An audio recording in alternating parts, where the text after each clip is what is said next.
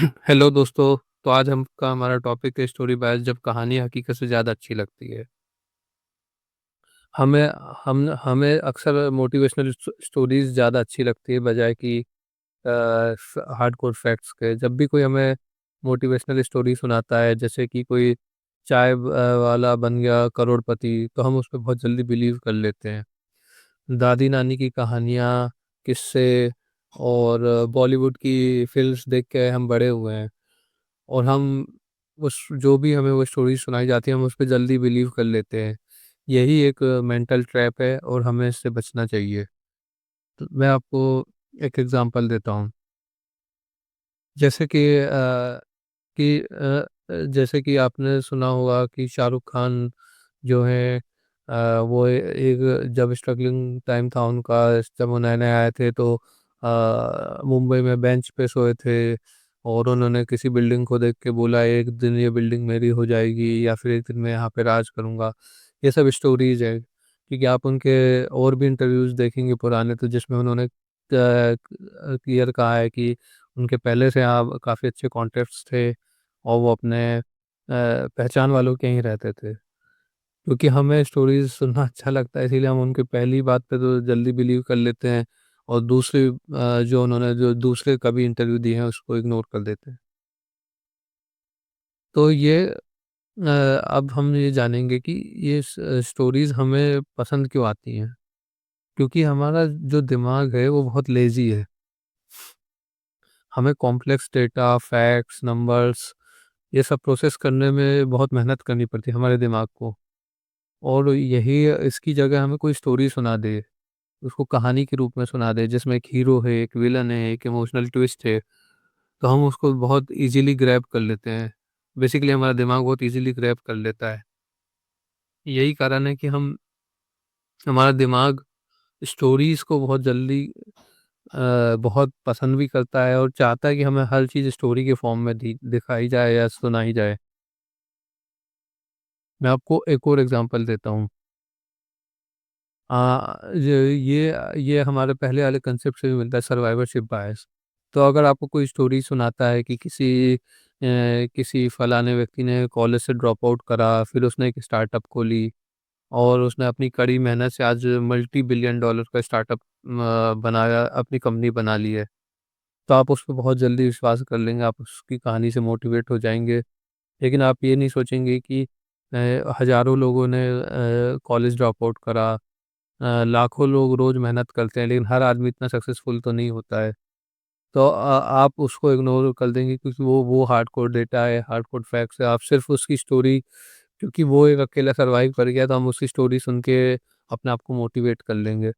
हमें उस ट्रैप से बचना चाहिए। हमें पूरे स्टोरीज़ जो हमें सुनाई जाती हैं, उसका दूसरा एंगल भी देखना चाहिए, कि जो सफल नहीं हो उनका क्या।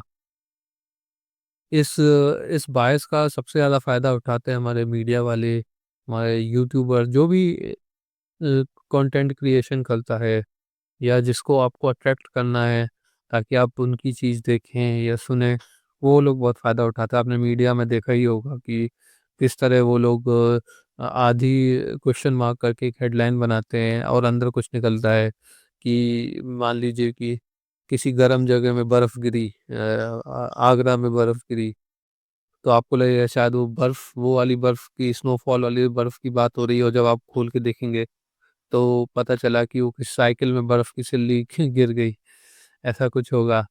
आप यूट्यूब थंबनेल में भी आपने देखा होगा कि थंबनेल इतना अट्रैक्टिव बनाते हैं कि आप रोक नहीं पाते अपने आप को, कि उसको क्लिक करें और देखें कि इसमें एक्चुअल में कंटेंट क्या है, और आप जब कंटेंट देखते हैं तो आपको उतना अच्छा नहीं मिलता कंटेंट। तो हम इस बायस से बचे कैसे? आपको 3 चीज़ों पे ध्यान देना है। Missing data, emotion versus fact, और can I repeat it. Missing data मतलब कि क्या आपको जो भी बताया जा रहा है, वो उसमें कुछ मिसिंग डेटा है क्या? क्या आपको सिर्फ़ एक की स्टोरी बताई जा रही है और 99 लोगों की नहीं बताई जा रही है, 99% लोगों की नहीं बताई जा रही है? ये सोचना है। दूसरी चीज़, इमोशन वर्सेस फैक्ट। आपको ये सोचना है ये जो कहानी मुझे सुनाई जा रही है, ये सिर्फ़ मुझे ये मुझे हर चीज़ बता रही है, कि या सिर्फ़ मुझे अच्छा फ़ील करा रही है? और उसका सच्चाई से कोई लेना देना नहीं है। तीसरी चीज़, कैन आई रिपीट इट? ये आपको अपने आप से क्वेश्चन करना है कि आपको किसी ने बोला कि कि आपको किसी ने स्टोरी सुनाई कि किसी व्यक्ति ने कॉलेज छोड़ा या फिर चाय की दुकान खोल ली यहाँ पे, और उसकी ऐसे ही चली गई, वो आज वो करोड़पति हो गया चाय बेच बेच के ही। तो आपको ये सोचना चाहिए कि अगर मैं भी चाय की दुकान खोल लूँ वहीं पे या उसके आसपास ही कहीं, तो क्या मैं भी उतना ही सक्सेसफुल होऊंगा उतनी मेहनत करके? अगर आपको लगता है कि हाँ आप भी वैसे ही सक्सेसफुल हो सकते हैं, तो आप इस पे आगे काम कर सकते हैं। लेकिन आपको लगता है कि नहीं नहीं, कुछ डेटा मिसिंग है यहाँ पे, कुछ कंसिस्टेंसी मिसिंग है, हो सकता है वो चाय वाले जो करोड़पति हुआ है उसके पास कुछ ऐसी चीज़ें हैं या कुछ ऐसी चीज़ें जो उसको हेल्प कर रही हैं जो आपको नहीं करे जब आप खोलें। तो आपको ये तीनों चीज़ों पे क्वेश्चन अपने आप से करना है, तभी आप इस बायस से बच पाएंगे। अदरवाइज़ आप भी इस चीज़ में फंस जाएंगे कि अदरवाइज़ आप भी इस चीज़ में फंस जाएंगे। थैंक बताइए मुझे, आपको ये बायस आपको जानकर कैसा लगा? आप इस बायस पे मानते हैं कि नहीं मानते? और अगर नहीं मानते तो बताइए कि आप क्यों नहीं मानते। मैं पढ़ूंगा और ज़रूर रिप्लाई करूंगा। Thank you.